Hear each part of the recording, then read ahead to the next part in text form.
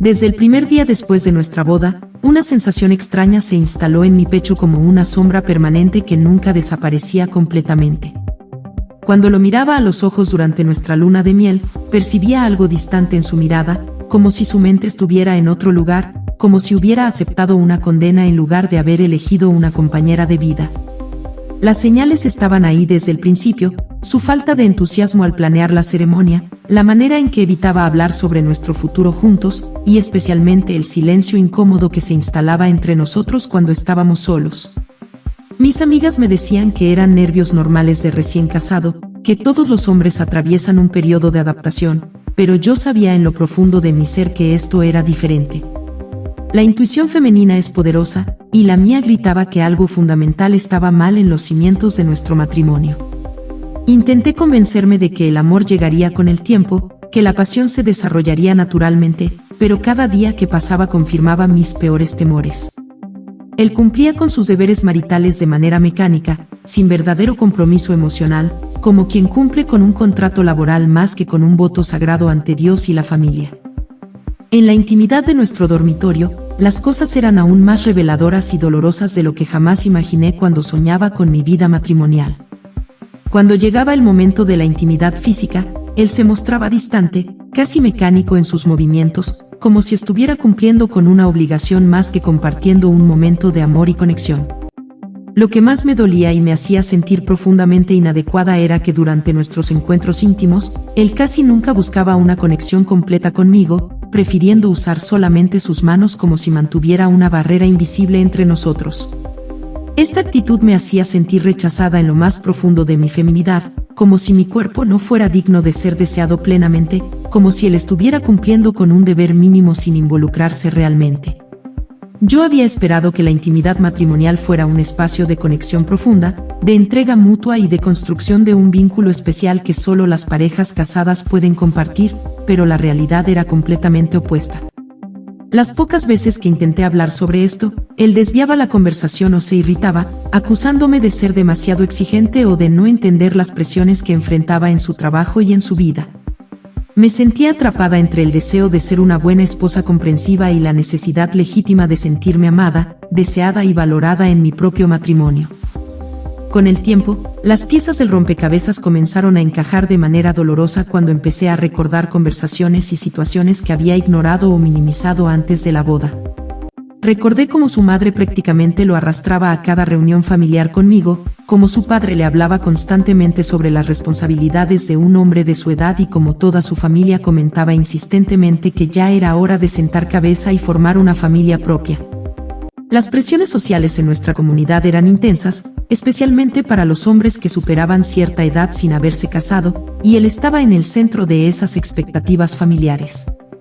Su familia había sido muy clara en sus expectativas, era el hijo mayor, tenía un buen trabajo estable, y ya había cumplido 30 años sin mostrar señales serias de querer establecerse con alguien.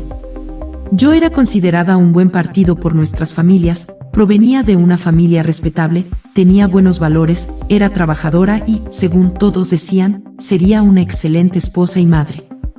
Las conversaciones entre nuestras madres habían comenzado mucho antes de que él y yo siquiera tuviéramos una relación seria, planeando nuestro futuro como si fuera un acuerdo comercial más que una unión basada en el amor verdadero. Ahora entendía que él nunca tuvo verdadera voz en la decisión, que fue empujado hacia el matrimonio por las expectativas familiares y sociales que lo rodeaban como una red invisible pero imposible de ignorar. Los momentos más reveladores de nuestro matrimonio no eran las discusiones o los conflictos abiertos, sino los silencios pesados que llenaban nuestra casa como una niebla densa e impenetrable. Durante las comidas, comíamos en silencio mientras cada uno miraba su teléfono o algún punto indefinido en la pared, sin tener realmente nada que decirnos que no sonara forzado o superficial. Cuando llegaba del trabajo, apenas intercambiábamos más que un saludo mecánico antes de retirarse a diferentes espacios de la casa, como dos extraños que comparten un espacio por conveniencia más que por elección. Los fines de semana eran particularmente difíciles porque no teníamos el refugio del trabajo como excusa para estar separados, y el tiempo libre revelaba la verdadera naturaleza vacía de nuestra relación.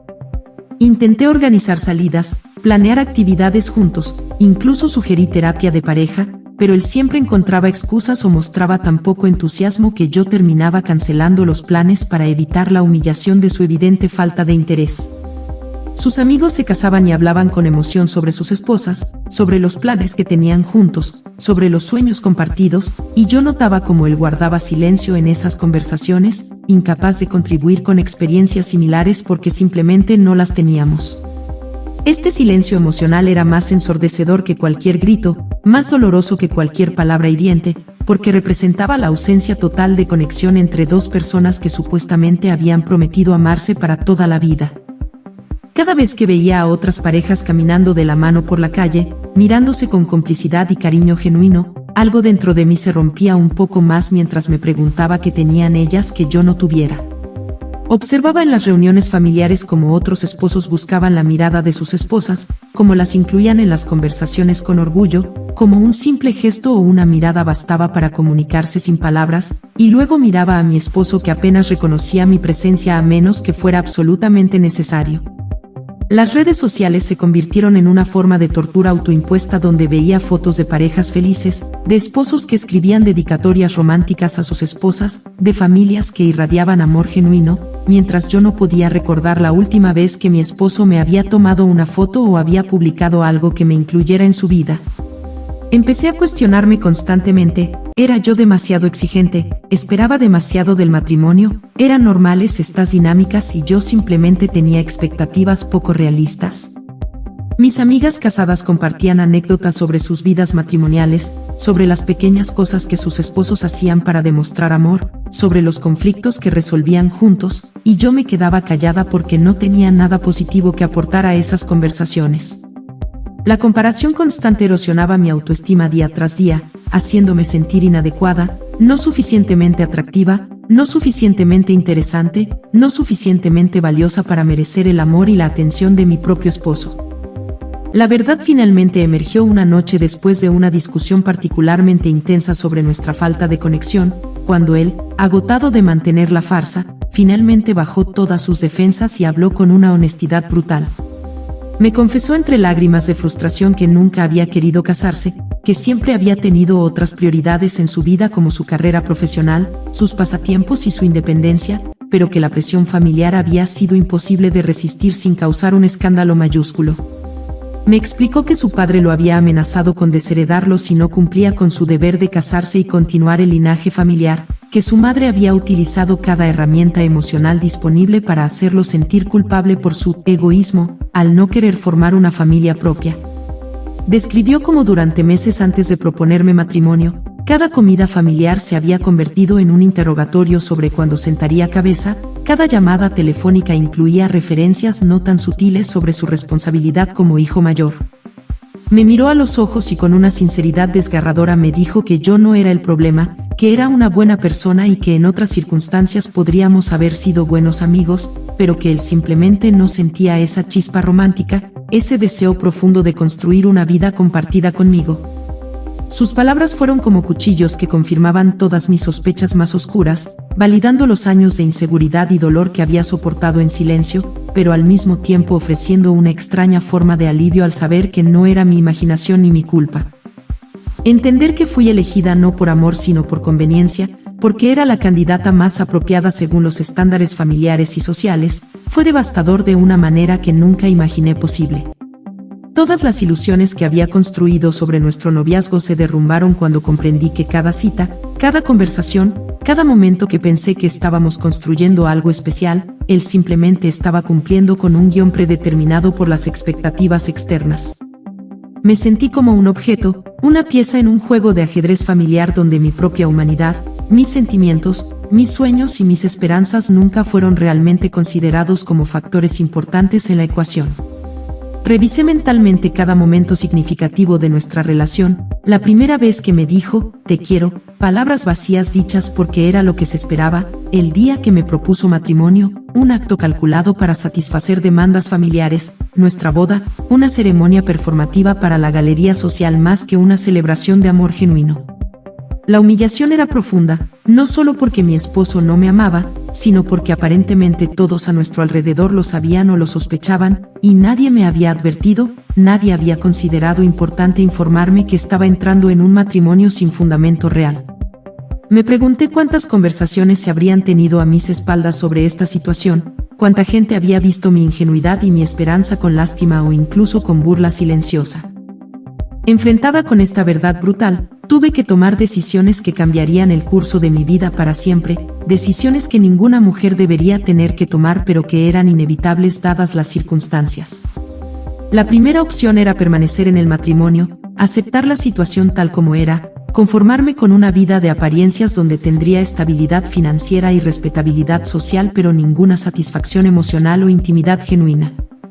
Esta opción era la más fácil en términos prácticos, la que causaría menos ondas en nuestras familias y comunidad, la que me permitiría evitar el estigma social del divorcio que todavía pesa fuertemente sobre las mujeres en nuestra cultura. La segunda opción era luchar por el matrimonio, buscar terapia intensiva, trabajar para construir algo desde cero con una persona que admitía abiertamente no haber querido esta unión desde el principio, intentar crear amor donde nunca lo hubo. Esta opción requeriría un esfuerzo monumental de ambas partes y la voluntad genuina de mi esposo de intentar cambiar no solo sus acciones sino sus sentimientos más profundos, algo que honestamente parecía imposible. La tercera opción, la más aterradora pero quizás la más honesta, era terminar el matrimonio, enfrentar las consecuencias sociales y familiares, reconstruir mi vida desde cero y buscar eventualmente la posibilidad de un amor genuino, aunque eso significara años de soledad y lucha. Cada opción tenía un precio enorme, y yo me encontraba paralizada por el miedo, la vergüenza y el dolor de tener que elegir. Buscar ayuda profesional fue el primer paso real que tomé hacia mi propia sanación después de años de negación y sufrimiento silencioso. Una terapeuta especializada en relaciones me ayudó a entender que nada de esto era mi culpa, que yo no era responsable de los sentimientos de mi esposo ni de las decisiones que él tomó bajo presión familiar. A través de semanas y meses de terapia, comencé a reconstruir mi autoestima que había sido tan profundamente erosionada por años de rechazo sutil y no tan sutil. Aprendí a establecer límites saludables, a comunicar mis necesidades claramente sin disculparme por tenerlas, y más importante aún, a valorarme a mí misma independientemente de si alguien más me valoraba o no. Participé en grupos de apoyo donde conocí a otras mujeres que habían vivido experiencias similares, y encontré consuelo y fuerza en nuestra humanidad compartida y en nuestras historias de resiliencia. Comencé a redescubrir quién era yo más allá del rol de esposa no deseada, explorando pasatiempos que había abandonado, reconectando con amistades que había descuidado, y gradualmente reconstruyendo una identidad que no dependía de la validación masculina o del éxito matrimonial. Este proceso no fue lineal. Hubo días de retroceso, momentos de duda intensa, noches donde la soledad amenazaba con consumirme, pero persistí porque finalmente entendí que merecía más que una vida de simulación y dolor emocional. Si estás leyendo esto y te identificas con mi historia, quiero que sepas que no estás sola en tu sufrimiento y que hay esperanza más allá del dolor presente. Tu valor como persona no está determinado por si alguien te elige o te ama, tu valor es intrínseco, absoluto e incuestionable simplemente porque existes. Mereces una relación donde seas elegida conscientemente, donde tu presencia sea celebrada y no tolerada, donde la intimidad sea un acto de conexión genuina y no una obligación mecánica. No permitas que el miedo al que dirán, las presiones familiares o las expectativas sociales te mantengan atrapada en una situación que destruye tu espíritu día tras día. La vida es demasiado corta y demasiado preciosa para vivirla en los términos de otras personas, sacrificando tu felicidad y bienestar en el altar de las apariencias sociales. Busca ayuda profesional, rodéate de personas que realmente te valoren y te apoyen, y ten el valor de tomar las decisiones difíciles que tu futuro yo te agradecerá eternamente. Recuerda que el amor verdadero, ya sea romántico, familiar o de amistad, nunca debería hacerte sentir pequeña, inadecuada o no deseada. Tienes el poder de reescribir tu historia, de elegir un camino diferente, de construir una vida que refleje tu verdadero valor y tus más profundos deseos. El primer paso es siempre el más difícil, pero cada paso subsiguiente te acerca más a la versión de ti misma que siempre estuviste destinada a ser, fuerte, completa y profundamente amada, empezando por ti misma.